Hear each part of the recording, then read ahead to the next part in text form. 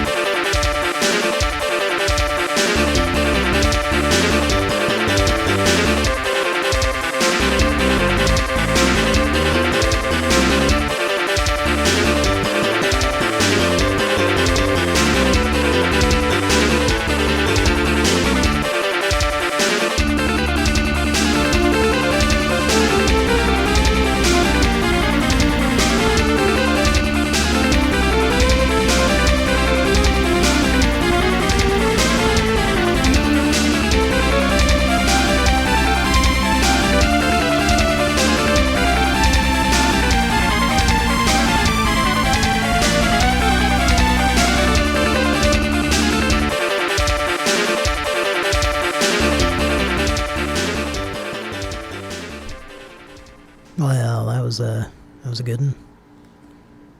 I could have listened to that on another loop, but we got other stuff to hear. So, we heard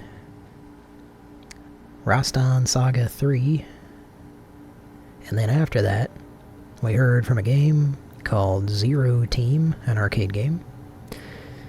Then we heard Final Fantasy 3 in America, or also known as Final Fantasy 6 if you're not in America. Once again, I've never played any of those games in that series, but I like that song. It reminded me of the end theme to Explorers a little bit, the 1985 movie that starred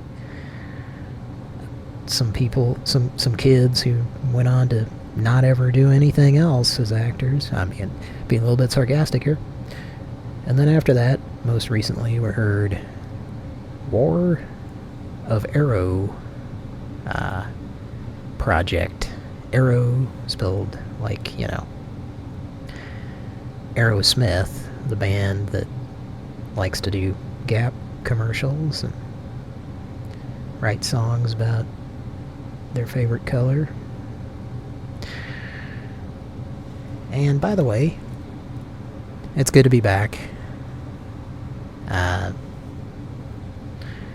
Got a lot going on, and with, well, anyway, I sort of said this on the last show, but the shows have not been as consistent as normal as they normally are, but we're getting back into that, and hopefully the next show will be next Wednesday. This is a Tuesday tonight. But you know, I'll try to get it ready. There is the 4th of July, and I do go visit relatives out of state, friends and relatives and stuff, so that does kind of get in the way of my spare time to prepare for these shows, but I'm hoping that we're going to get back into the weekly schedule very soon. So, like I said, my goal is for the next episode to be on Wednesday of next week, so hopefully that will be the case. If not, it'll be Thursday. Worst case scenario, Friday. Well, coming up next, what do we have? I hadn't really decided. You know, I don't know if I've talked about this on the show before, but I purposely keep the, I don't really schedule everything too tightly because I want it to be fun for me, and I want you to hopefully be able to tell that I'm enjoying this, because as far as I'm concerned, the further away from the way radio is these days, like the fact that there's no such thing as a DJ playing each song and, you know, having any kind of decision about when and what to play. Now I'm sure there are exceptions to that, and, you know, maybe that's changing. I don't know, because honestly I haven't even tried to listen to the regular radio and I don't know how long, and neither is a lot of other people. Anyway, don't get me started on that rant. Let's get into another song here. Let's see, what should we listen to next? Oh, I know. I was thinking we have a request from Angry Music Man, who's in the chat. Here's a song, and it's if I recall correctly, it's from a Super Nintendo game or something else, but it's a cover that someone made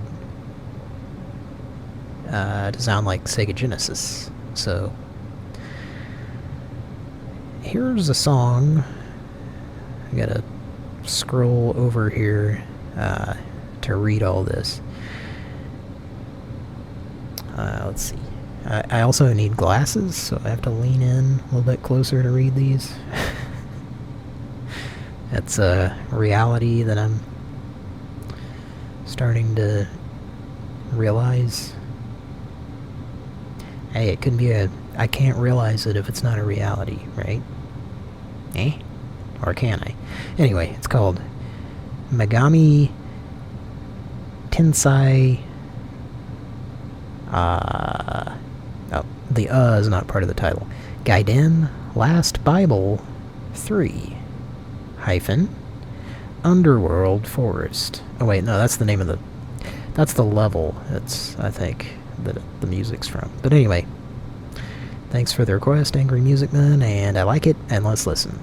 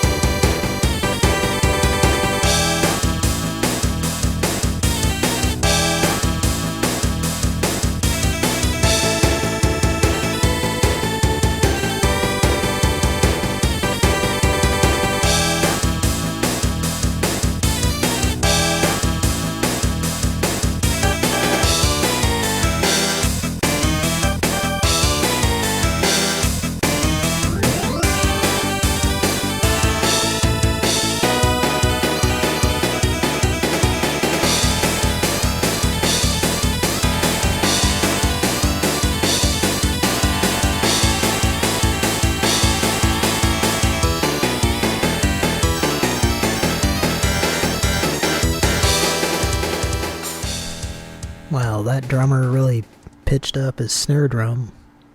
Wanted to make sure you heard it. The drummer in that band. That guy might be a little bit annoying. I know that's odd to think of when speaking of drummers and bands, but nah, I'm just kidding. Here I am thinking about, talking about something that, a subject that I've heard people say a lot, and simultaneously thinking about that I know some people who are drummers. If you're listening, love you a lot. I mean, I've never had an issue with a drummer, because I've never really been in a band, I guess. Well, I briefly was in, when I was about 14, and I went to a few practices, which I thought went pretty well, and then, there's a name for it now, but basically they ghosted me, so I was kicked out of the band in a very passive-aggressive way, I guess, but, of course I was playing keyboards, and, they went on to, they did pretty well, but, and I didn't take it too personally, because I think they just didn't want a keyboard in their band, but, there's a drummer I don't talk to anymore. I mean, if I saw him, I would talk to him, but we didn't remain friends, back in the day. This wasn't going to be the part where I told a story. What am I doing? Well, that was a song with a pitched up snare drum. I mean, it wasn't pitched up too much, but from a game called Gundahara. I think it's an arcade. Before that, we heard music from Journey to Silius from Sunsoft. A game that is so difficult that it sometimes makes me make weird noises that don't even sound like me. I have beat it a few times, but it's a pretty fun game, and it's, if you're not, that's another one that has a different title. If you're not in America, it's also called Raft World. It's what Mojo would call Raft World. And, briefly, I'll just say the story on that game. It was developed as a Terminator video game, and then something happened where it no longer was going to be that, but they still made it. It's got great music like every other Sunsoft game that was made in that brief window. 88 to, I don't know, 90, 91, and then something happened at Sunsoft where they sucked, or at least their composer was no longer the same person. I don't know. But anyway. How about let's listen to your Mega Man song for the night? It's not guaranteed you're going to hear a Mega Man song on every episode, and I'm not sure if you have so far. But also, I do have a rule similar to Mr. Show. They had two rules when they were writing an episode. One of them was they were limited to 1 or 2 Hitler jokes and 1 or 2 gay jokes per episode, or sketches. And, not every episode had a lot of those, but I guess it was just a very common thing at the time that came up when they were trying to write sketches, or people had ideas for, comedy. things are quite different now, you know. We like Hitler. Nah, I'm just kidding. Alright, so let's listen to a song from Mega Man X3 for Sega Saturn. I've played at least one song from this before. Another game not released in America. It was released on Super Nintendo, and the songs are the same, but they sound quite different when you listen to the Sega Saturn. There was probably a PlayStation one too outside of America, but let's listen to this.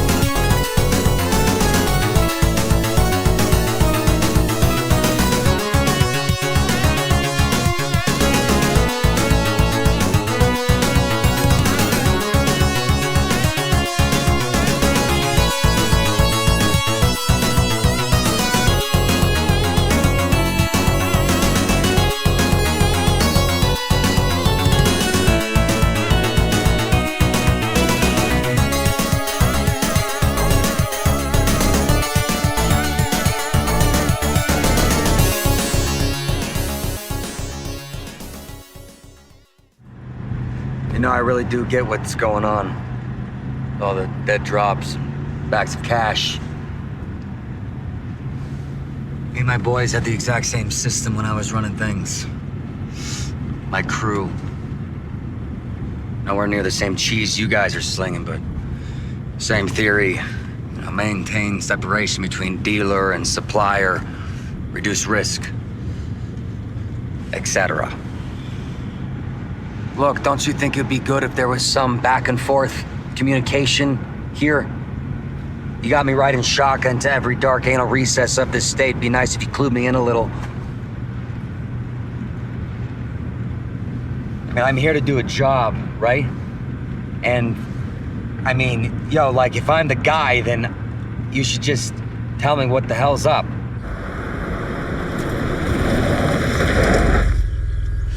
What? You are not the guy. You're not capable of being the guy. I had a guy, but now I don't. You are not the guy.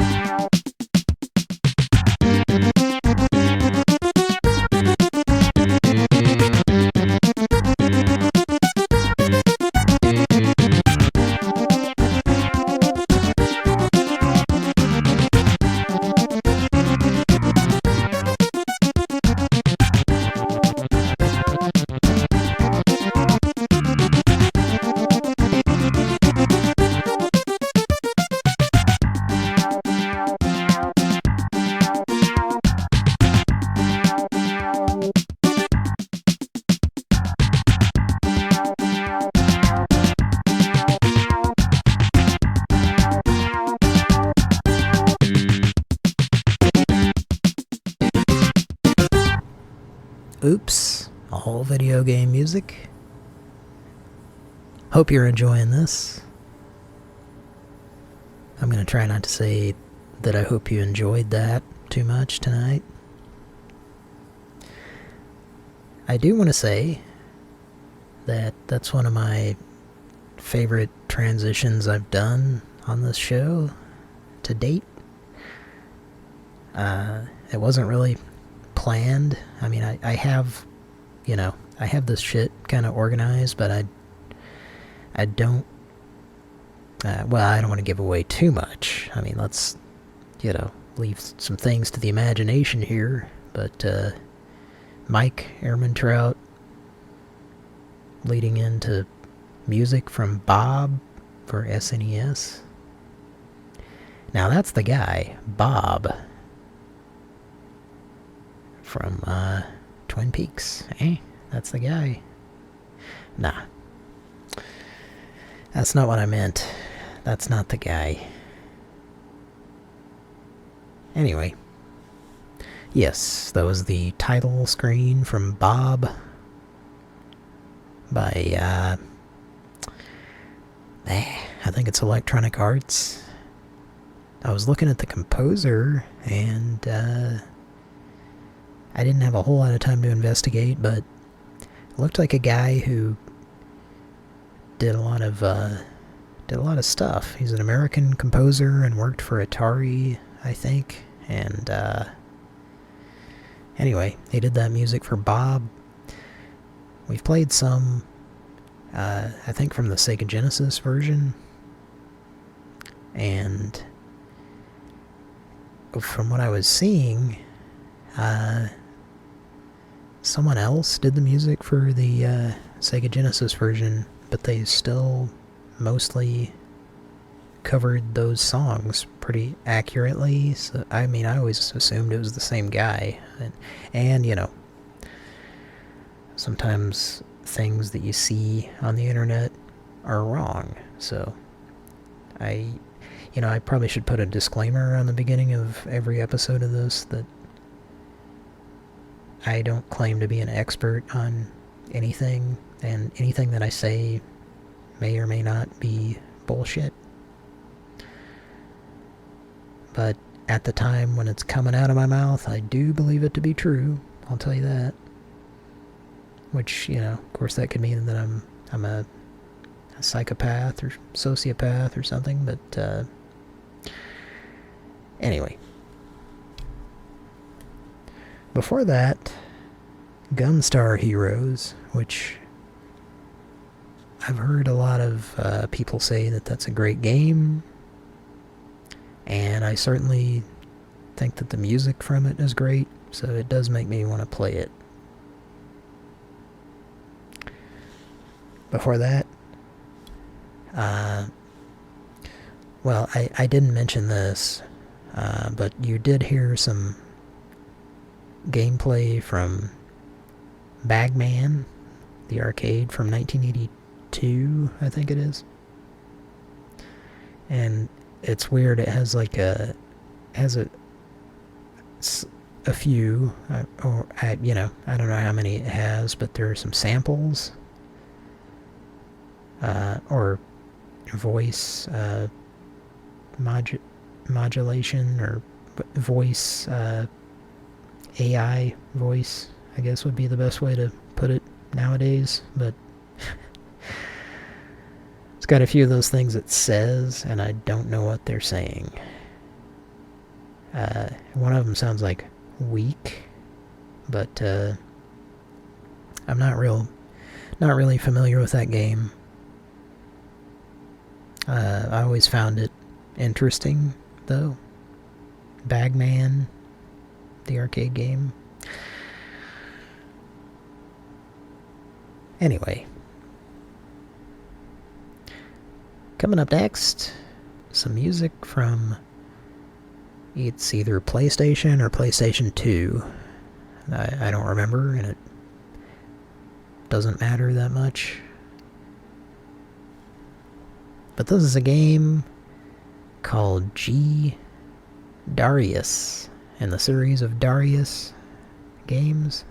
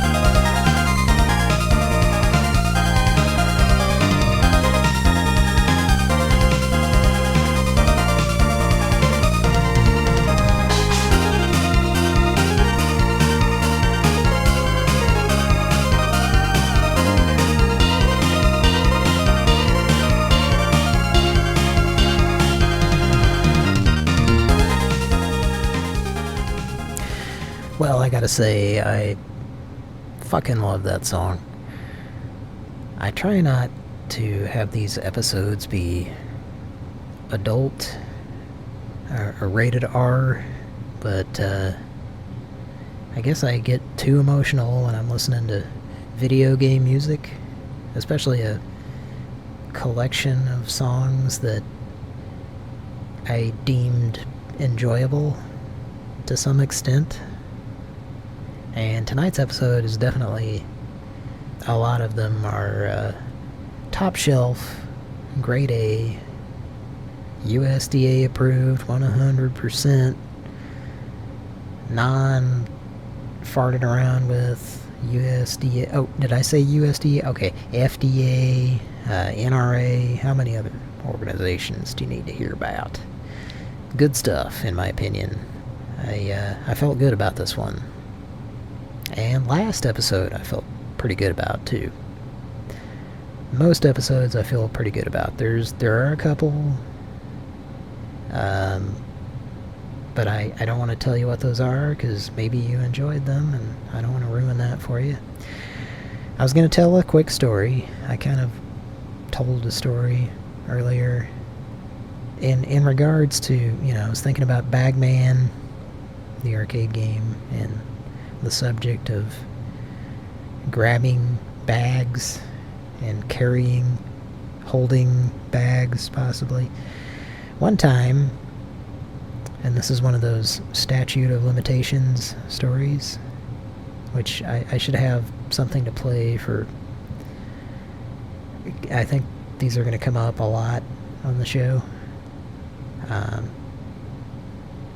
Or not, I don't know, but I just, I remind myself there's a statute of limitations if this happened, 30 years ago or somewhere in that neighborhood.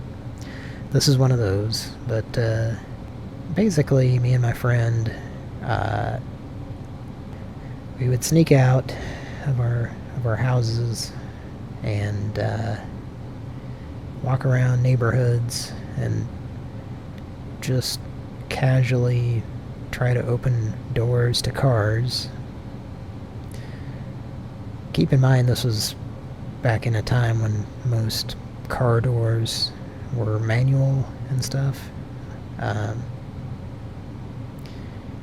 Not that mattered that much, but if there was change in the ashtray or whatever, that was our main thing, is we would just collect change and then, take it to the...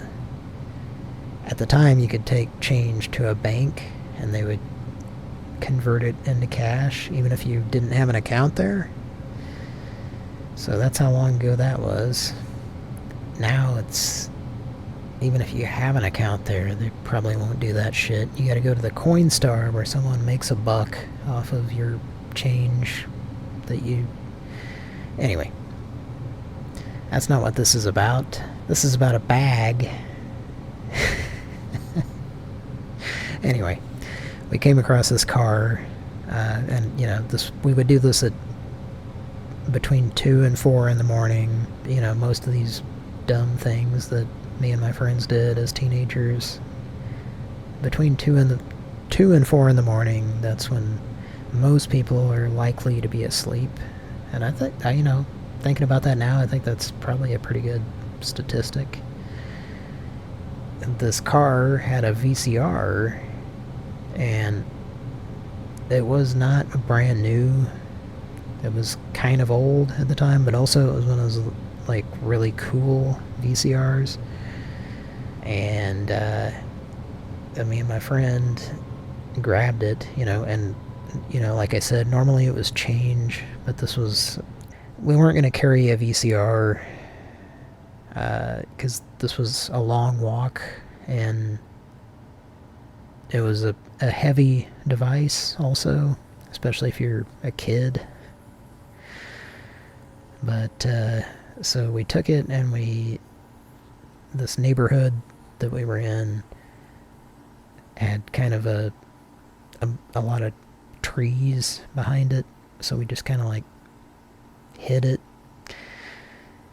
And then the next day, we told my brother Patrick about it, and it was a concern because it was going to rain, and this VCR was just sitting there, and it was worth a lot of money, you know, and, you know, it's not like we were going to sell it, I just wanted it, you know. So the plan was that we were going to take a kitchen trash bag and attempt to retrieve the VCR, but if something went awry, I had the trash bag and I was going to wrap it in that so that we could abandon it and leave it sitting in the trees and it wouldn't get, you know, rained on. So we did this whole thing, this whole plan that I'm talking about. Me and my friend wandered off from this, it was like a dead-end street that you had to like walk into the trees. And we knew on the other end there was sort of a path through these trees and you could end up in this parking lot. And so we had told my brother Patrick, pick us up here, and, you know, we timed it out like it was in a, you know, 80s movie or something. But, yeah, the plan was he was going to pull through the parking lot. We tried to plan it so that he wasn't, like, circling in the parking lot so as to be, you know, conspicuous. But, me and my friend, we start wandering into the woods, and immediately we hear some hillbilly yelling at us. And then we got to the, you know, my friend was the one bagging the VCR. So he had it in the bag, which was like a white kitchen trash bag, which is, you know, not the best color for camouflaging yourself in the woods.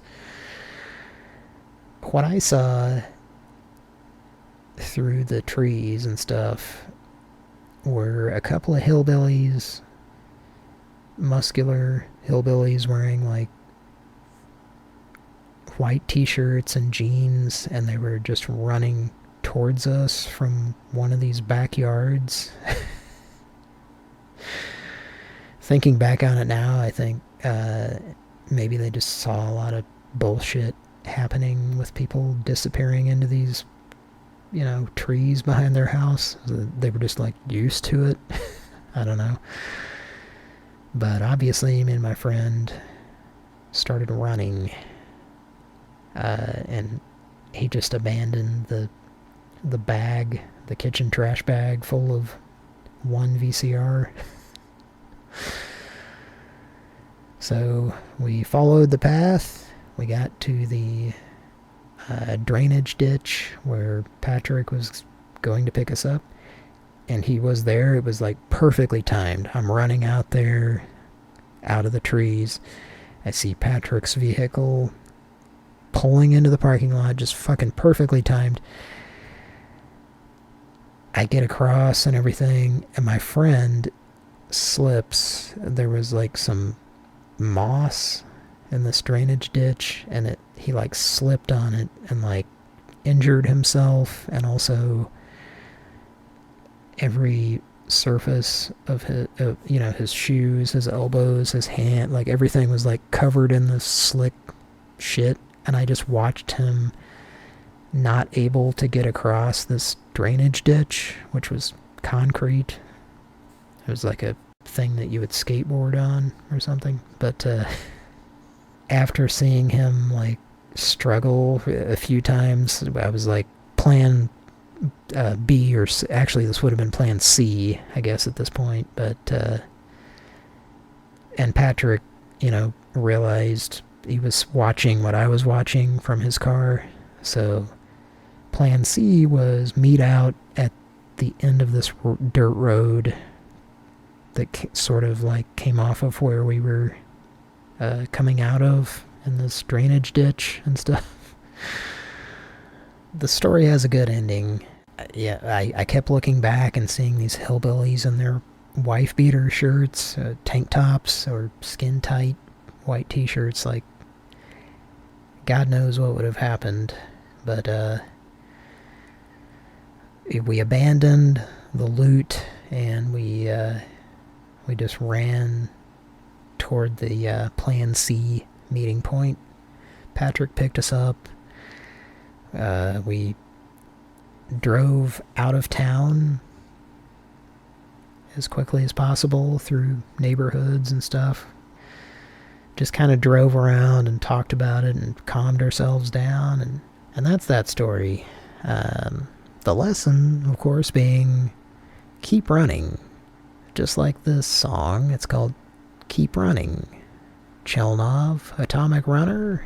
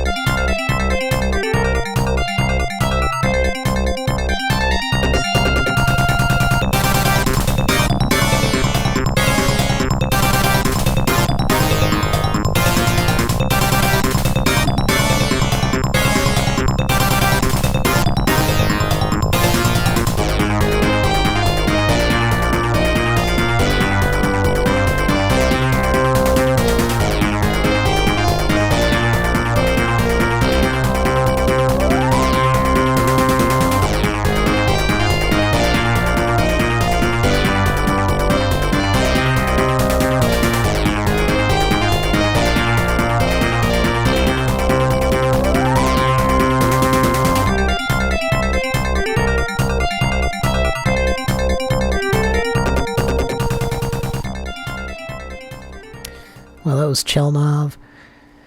Earlier, you heard Castle of Dragon. I'm not sure if I said that. You heard from a game called The Scheme. I don't know if I said that. But coming up next, let's hear from an angry shark. Not a music man, but a shark. Eh? Here we go.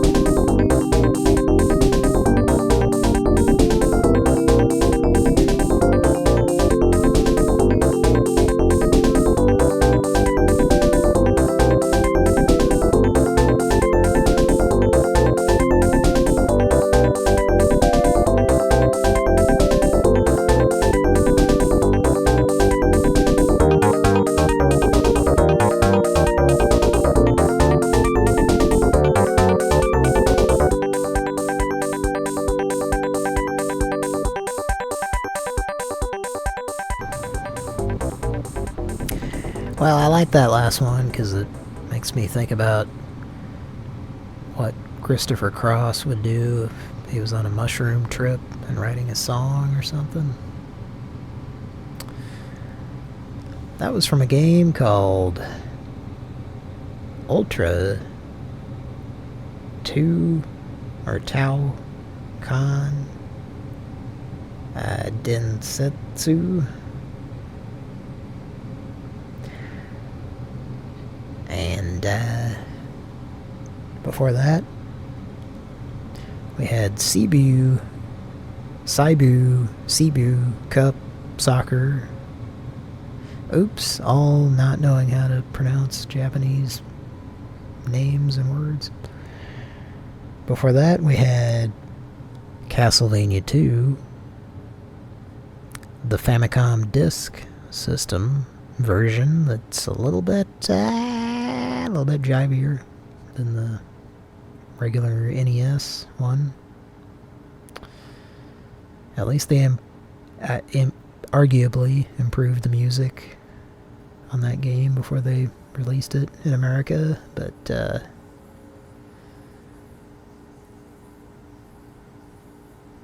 there are pros and cons to both versions of those songs on that game.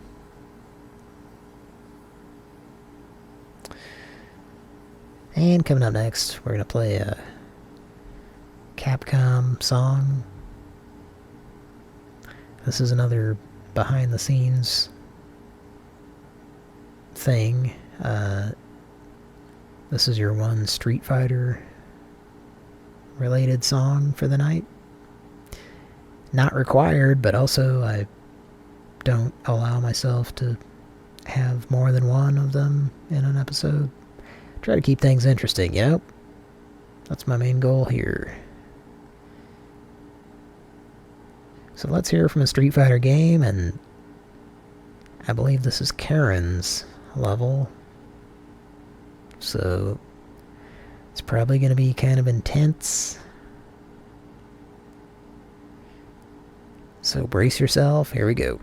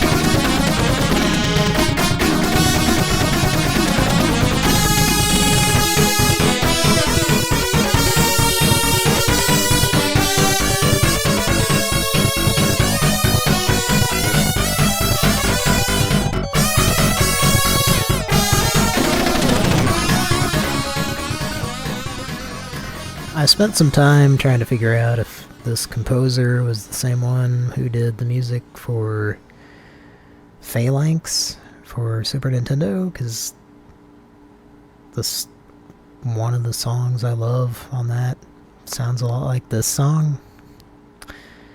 And from what I could tell, there was no connection. But maybe there's just a certain... I don't know, that what you just heard there, I think that's a genre. It's almost like a punk Super Nintendo style or something. It was an early 90s thing, and I can't compare it to anything other than just the punk era, which is also one of my favorite. As far as non-video game music, it's one of my favorite eras of music. And, sort of coincides with when I was a kid. But it's probably common. But that was a game called Target Earth. I believe it was an arcade. There's a lot of good stuff tonight, in my opinion. I'm enjoying this. But, I always enjoy these. Coming up next, it's your weekly Wise, Mr. David Wise. This is a game not by Rare, at least not officially. It's by Tradewest, which I guess occasionally collaborated with Rare. But this is a game by Tradewest. It's composed by Mr. David Wise, your weekly Wise. No weekly word, I promise. Solar Jetman for Nintendo Entertainment System.